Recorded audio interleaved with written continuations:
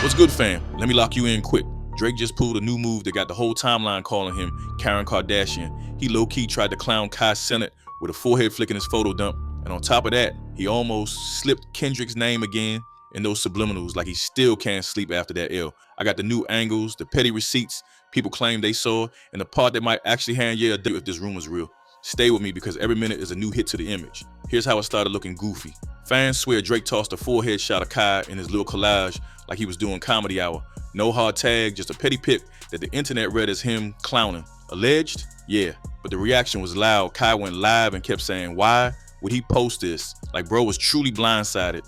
For a dude who told us he studies rap battles, why is he fighting with screenshots? That ain't chess, that's notes app energy. And the wild part is, you can hear the insecurity under it. That Iceman episode 3 backlash stung hard, and this felt like a thin-skinned counterpunch. But that wasn't even the first bridge he burned, because this Drake Kai thing been weird since that stream that never happened. The Kai X Drake stream was supposed to be a big W, never hit the timeline. People keep pointing at the Aiden Ross friction and saying it jammed it up. Industry whispers, cool, alleged, but it's a pattern. Drake let streamer politics run the bag into the ground. Then you got folks saying Kai was supposed to direct Somebody Loves Me, got left on read, and the final video turned out like a Pinterest fail.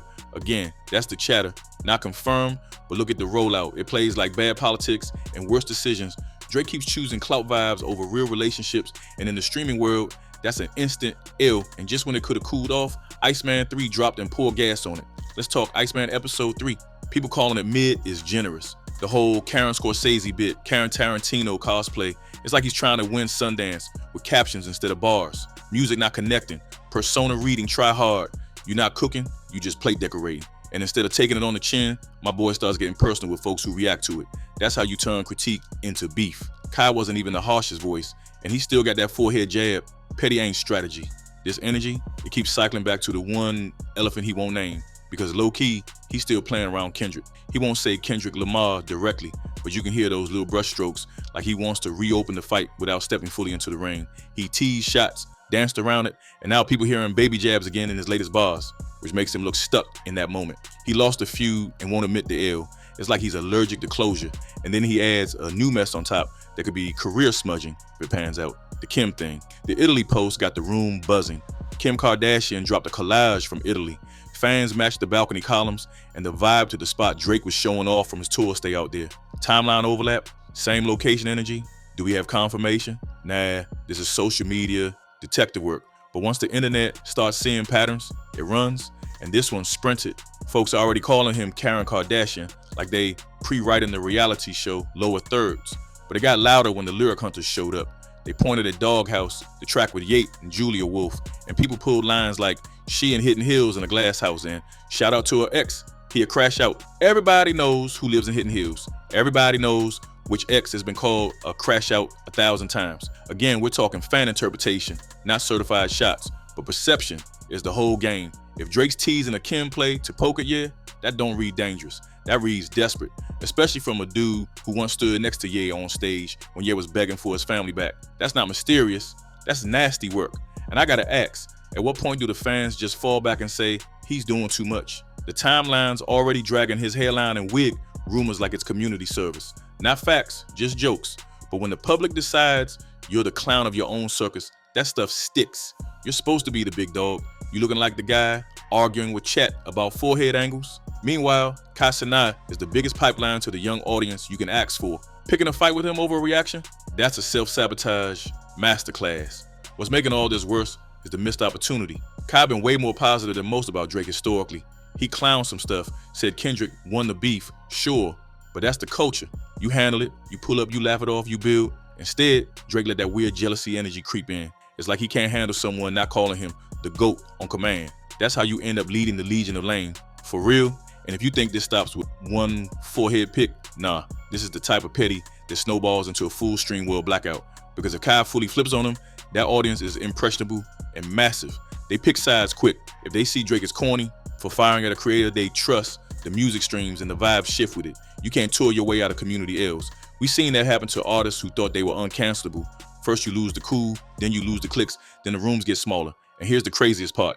The Kim rumor, if it becomes real, might be the exact thing that helps Ye feel sympathetic again. Think about that for 1 second. Drake strutting in like he bagged the ultimate headline only to hand Ye a PR refresh because the public hates the optics of a man stepping into another man's family saga after pretending to be his brother on stage. That's not a W, that's a boomerang, and Ye already predicted something like this ages ago, saying Drake would pop out around Kim. If the rumor turns to reality, the narrative writes itself.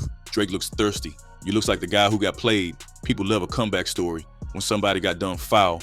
Mid-roll real quick. If you're rocking with how we're breaking this down, fast, no fluff, no cap, drop a like and hit subscribe right now. It keeps this channel moving, and it tells me to keep pressing the gas on these breakdowns. I'm giving y'all the next piece about the exact bar. People say, sounds like he almost name-dropped Kendrick again. Plus the one move that would have been a clean W if Drake wasn't locked into petty mode. Tap in so you don't miss it because the next part might be the wildest flip of all. Back to it, I gotta be honest. This whole cinema Drake thing is clashing with the actual music. If the story was fire, if the songs off Iceman 3 were undeniable, folks would eat the Karen Scorsese cosplay and still chant the hooks. But when the music is shaky and the skits feel heavier than the verses, you're inviting smoke. Then you're reacting to the smoke by clowning a streamer's forehead. That tells me you heard the criticism and learned nothing. It screams, I can't take a punch. But you also want to keep shadowboxing Kendrick like nobody's watching. The math ain't mathin'. And look, even the lyric, dig it, yeah, if that's what it was, doesn't land how he thinks. Hidden Hills bars ain't scary. They suburban. People got bigger problems in real life than you throwing wind at a man's home address energy. On top of that, aligning yourself with Kim gossip while your music's under fire comes off as a Hail Mary for attention. That's what fans are saying, not me declaring facts. But again, perception is everything.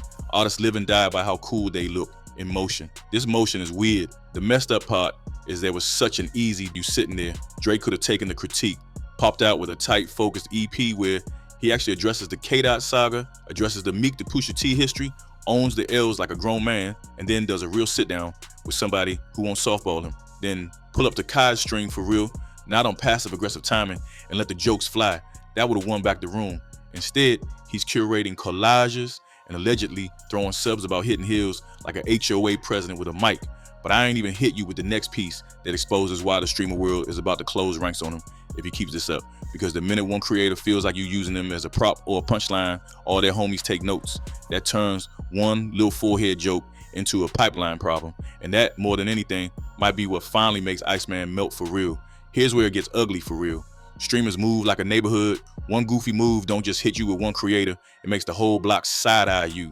If the perception is you weaponizing your platform to clown a dude's looks over a reaction, the group chat turns cold. That's how you lose invites to the couches, the discords, the events, the live pulls that keep your name in rotation with young audiences. Music alone ain't carrying that pipeline no more.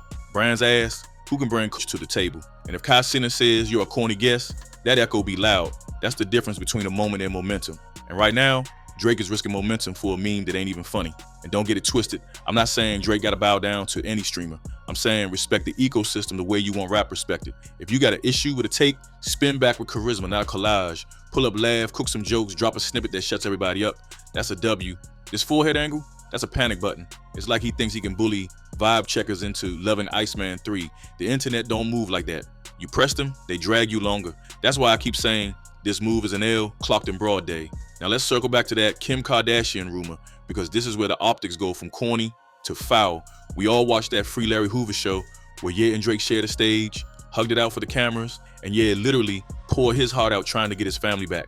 Drake was right there, singing, showing unity. Fast forward, and now we've got people matching columns in Italy, whispering about Hidden Hills bars, and throwing around Karen Kardashian like it's a real role. None of it is confirmed, but the narrative is writing itself in real time. If this ends up true, or even if Drake wants people to think it's true because he loves the attention that much, that's a character check. That's not edgy, that's messy. It tells the world you'll risk a family's peace to get a headline and dodge the Kendrick shadow. And peep the psychology. When a man looks like he's trying to stunt off a situation that involves kids, co-parenting, and years of public pain, the crowd reacts with a different kind of disgust. They stop debating bars and start debating morals. This is the type of storyline that pulls your core out the middle.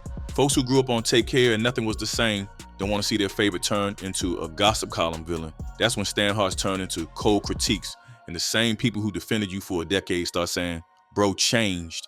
It only takes one big messy arc to flip legacy into liability. People keep messaging me like, but bro, maybe that Hidden Hills line isn't about Ye. Cool, could be, I'm not stamping anything. But the way this all stacks, Italy pick energy, the lyric interpretations, years old comments predicting Drake would appear around Kim, the public already coining Karen Kardashian. It's clear Drake either is playing into it or he wants us to think he is. Either way, it's nasty work, because when you make a whole show of dancing around somebody else's home life for clout, you ain't the hunter, you the headline, and real ones can smell the tension baiting a mile away. This is where I gotta pull Kendrick Lamar back into the room for a second, because that's part of why people are reacting this way. The beef closed with Drake taking that L in the public eye. That's not even controversial anymore. So when he pops out with cinema cosplay, petty streamer subs, and maybe not Kardashian innuendo, the public reads it as deflection. The man won't say Kendrick's name, won't own the fallout, but wants to posture like the unbothered mastermind while throwing pebbles at windows and hitting heels. That's a shaky character arc. You're not moving like a boss. You're moving like somebody who lost and can't stop explaining why they didn't. And yo, the hair jokes ain't help.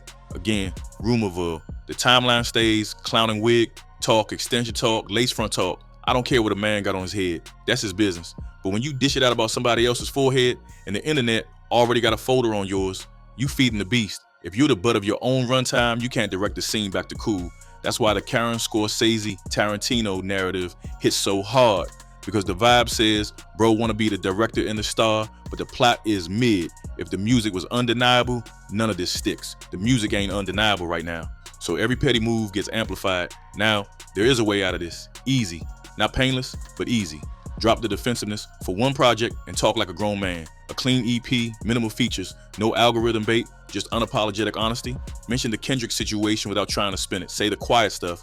Talk about how it felt to get out rapped. Talk about the pressure of being the center of pop rap for a decade.